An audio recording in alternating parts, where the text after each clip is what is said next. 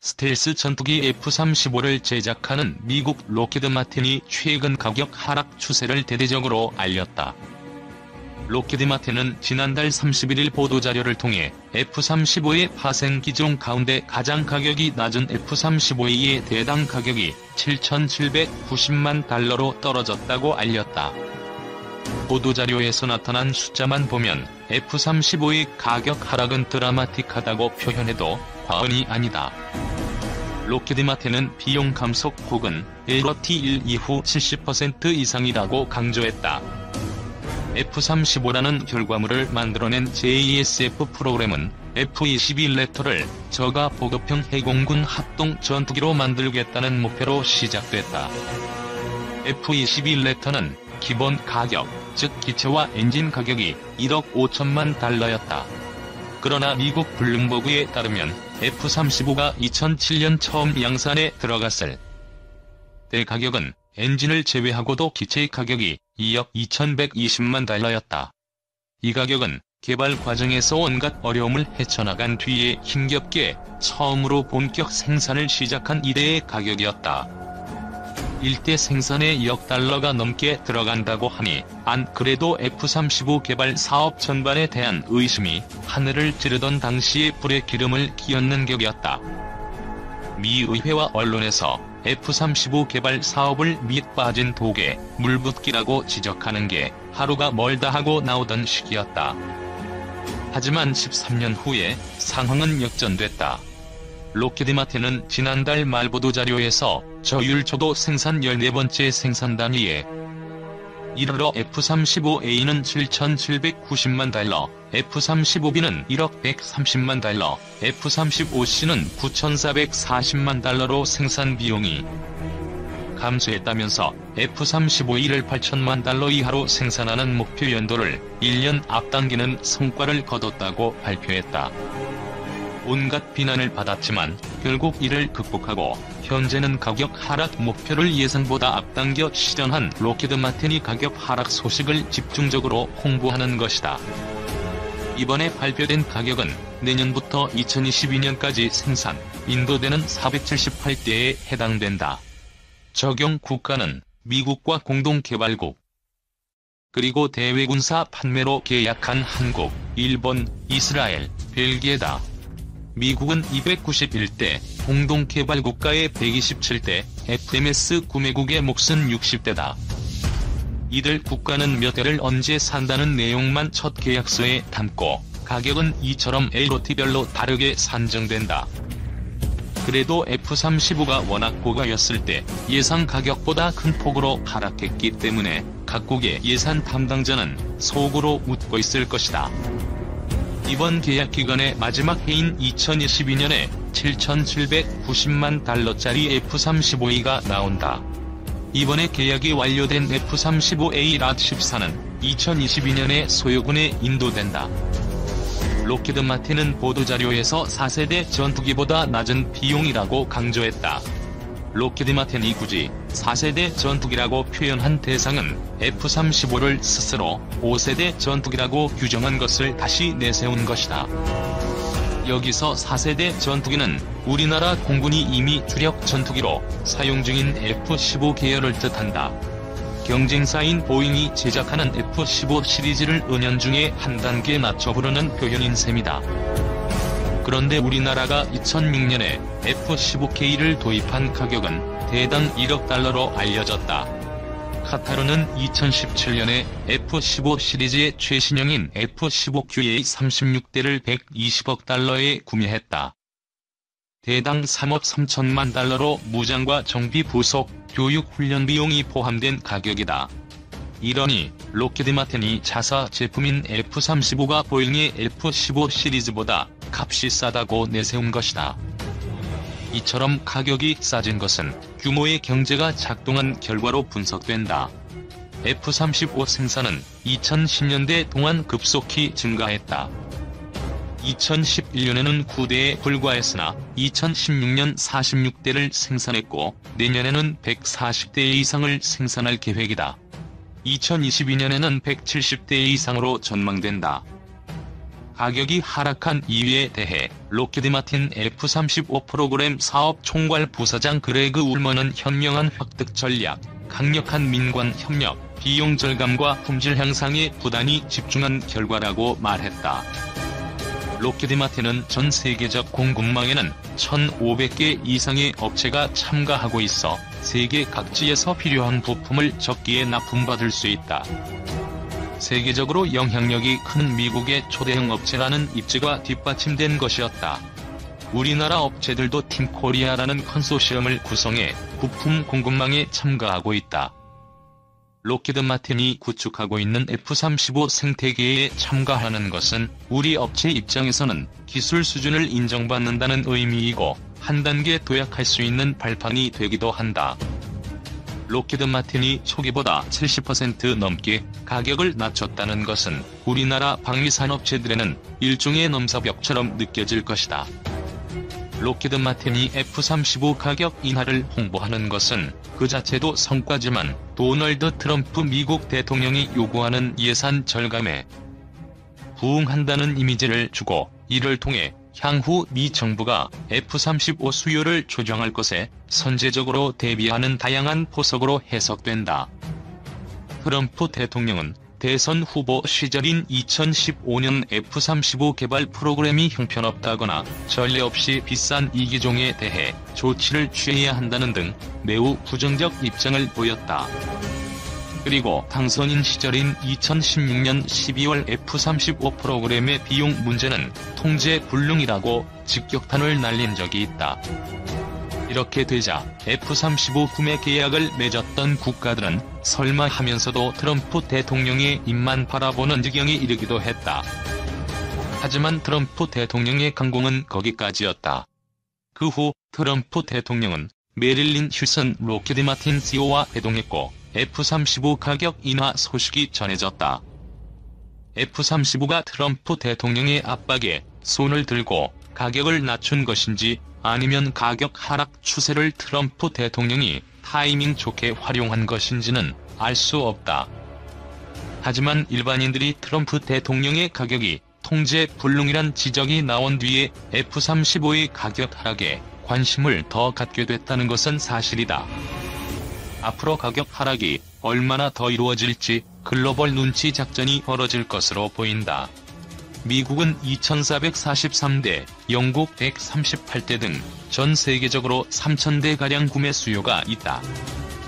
구매 국가 리스트에 추가될 것이 유력한 싱가포르와 폴란드를 제외하고도 수많은 나라들이 F-35에 관심을 보이는 것으로 알려졌다. 2022년까지 생산량이 478대이면 그 후에도 규모의 경제 효과가 더 커질 가능성이 높다. 가격이 계속 떨어질 것으로 보면 구매 시기를 미룰수록 구매국 입장에서 이익이다. 그렇다고 각국 정부가 필요한 무기를 가격이 떨어질 것만 바라보면서 무작정 기다릴 수도 없다. F-35의 가장 큰 장점인 레이더 회피 능력이 과연 언제까지 전투 현장에서 통할지 예상하기가 어렵기 때문이다. 지금까지 실전에 투입된 미군의 스텔기는 F-35를 비롯해 F-22, B-2 폭격기, F-114 등이다. 스텔스기가 작전 중에 추락한 사례도 있고 격추된 것이라는 주장도 끊이지 않고 있다. 스텔스기가 언제까지 만능 보검이 될지도 미지수다. 우리나라도 공군용 F-35E를 40대 구매하기로 했고 추가로 20대를 들여올 것으로 보이지만 F-35B는 구매를 고려했다가 마음을 접었다. F-35B를 운용하려면 경항모가 완성되는 2033년에나 가능하다. 스텔스기의 대응 기술을 개발하려는 러시아와 중국의 노력이 그때까지 아무 성과도 내지 못하기를 바란다면 책임 있는 정책 결정이 아니다. 우리나라도 국방과학연구소가 스텔스 기술을 여기 이용해 이를 탐지해내는 양자 레이더 개발에 본격 착수한 상태다. 각국의 무기 구매 담당자들의 F-35의 가격 하락 속도와 적국의 스텔스 대항 기술 개발 추세를 정확히 분석하고 판단해야 하는 도전 과제를 앞두고 있는 셈이다.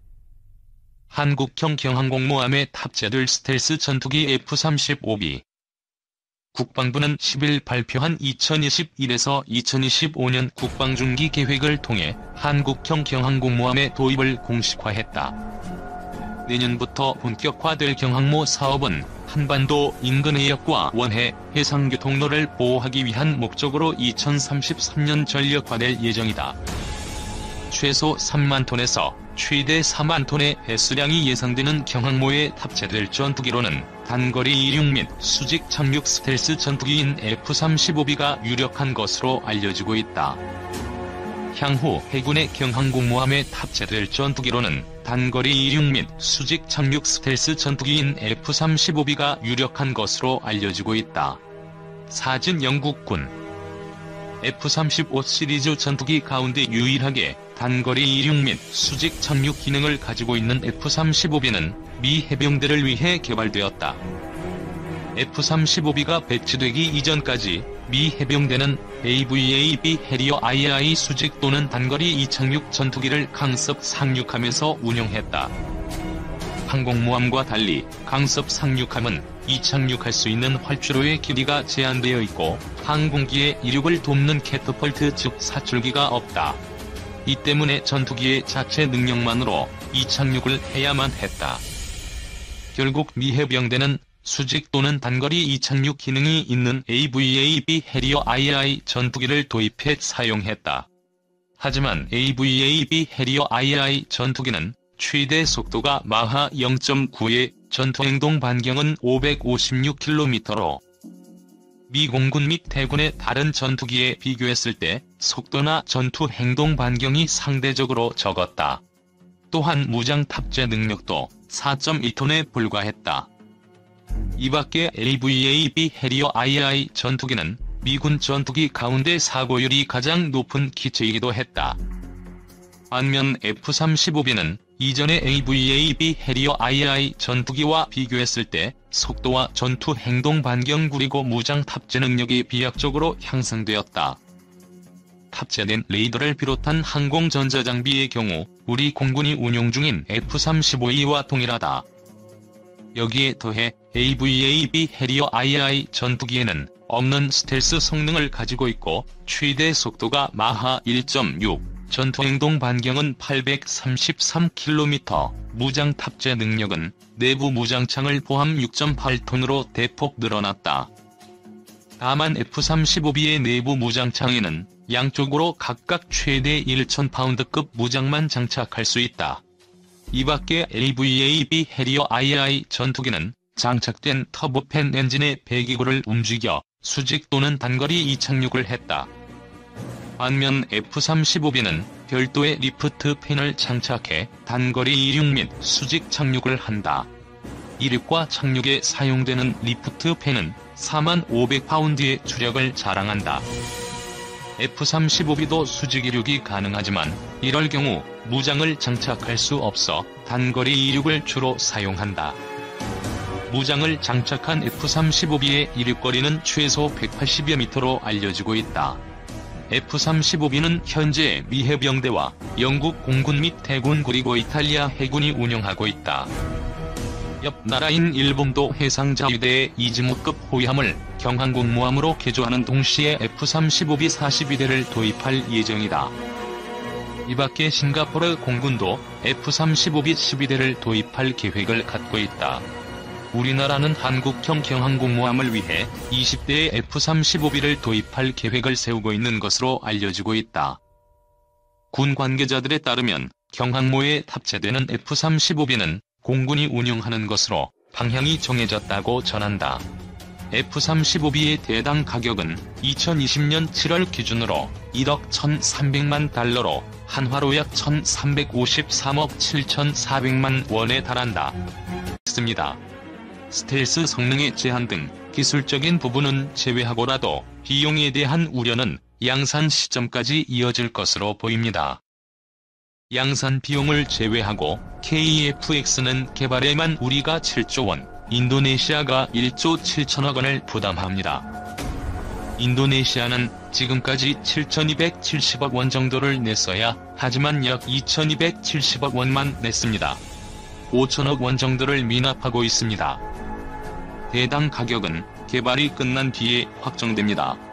개발 결정이 지연되면서 논의가 시작될 당시 예상보다 비용이 상승했고 F-35는 초기에는 대당 1천억 원이 넘었는데 전 세계적으로 워낙 많이 팔리다 보니 가격이 800억 원대 수준까지 떨어지고 있습니다.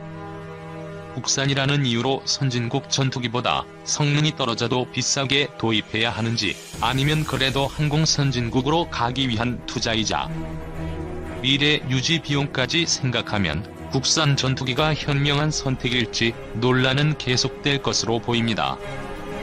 희소식이 하나 더 있습니다. 국산 K9 자주포가 1조 원 규모의 호주 육군 자주포 사업에 단독 후보로 선정돼 수출을 눈앞에 두게 됐습니다. 호주 육군 현대화 사업 중 하나인 자주포 도입 우선 협상 대상자로 지정된 건데 사실상 확정됐다고 볼 수 있습니다. 호주 정부와 제안서를 넣고 가격 등 세부적인 조율을 거쳐 내년쯤 최종 계약이 체결될 것으로 보입니다.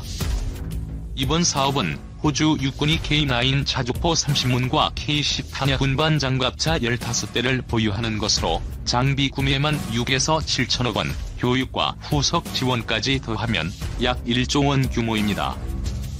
K9은 2010년에도 호주 육군 자주포 사업의 최종 우선 협상 대상 기종으로 선정됐었습니다. 하지만 호주 정부가 2012년 국방내산 삭감을 이유로 사업을 중단하면서 수출이 무산됐다 다시 사업에 착수했습니다. 일단 하나의 무기 체계를 도입하면 후속 사업에서도 동일 기종이나 유사 기종이 입찰 경쟁에서 유리합니다. 군수 지원과 정비, 부품 조달, 운영의 측면에서 효율적이기 때문입니다. 호주 정부는 이번 자주포 도입 이외에도 2020년대 말 2차 자주포 도입 사업을 진행할 예정이며 2030년 중반에는 자주포 업그레이드 사업을 예정하고 있습니다. 1차 자주포 사업에 K9이 최종 선정될 경우 추가 사업 수주도 가능할 것으로 전망됩니다. 노르웨이 설상지대에서 시험 평가 중인 K9 자주포. K9은 155mm, 52구경장 자주포로 눈 위에부터 사막까지 전차부 작전이 가능합니다. 국내를 포함해 전 세계 1,700여 대가 운용 중인 한국의 대표적인 방산 수출 품목입니다. 스톡홀름 국제평화연구소에 따르면 지난 2000에서 2017년 세계 자주포 수출 시장에서 K9 한 기종이 48%를 차지합니다. K9의 포탄을 보급하고 있는 K10. K10은 한 번에 104발의 포탄을 적재할 수 있습니다. K9은 49발의 포탄을 적재하고 작전합니다. 전장에서 신속한 자동 탄약 공급으로 K9 자주포의 작전 능력을 높여주는 장비입니다. 우리 방산업계는 상황이 좋지 않습니다. 2018년 방산 수출액은 2016년 대비 35%나 줄었습니다. 기존에 계약해놓은 물량은 다 나갔고 신규 물량 확보는 못하니 매출도 줄어들 수밖에 없습니다. 신규 물량을 따기 위해서는 도입 사업에 뛰어들어 이겨야 하는데 전 세계를 덮친 코로나19 여파로 수출 협상 진행이 어렵습니다. 방산 협상이 이루어지는 에어쇼 등 각종 무기, 방산 박람회도 줄줄이 취소되고 있습니다. 업체 관계자는 해외 영업을 하고 싶어도 오갈 수가 없다고 하소연합니다. 코로나19로 경제가 어려우면 각국은 무기 구입 예산부터 줄입니다. 이런 가운데 KF-X의 순항과 K9의 수출 임박은 냉장고 비어가는 집안에 먹고 살 거리가 들어왔다는 희소식입니다.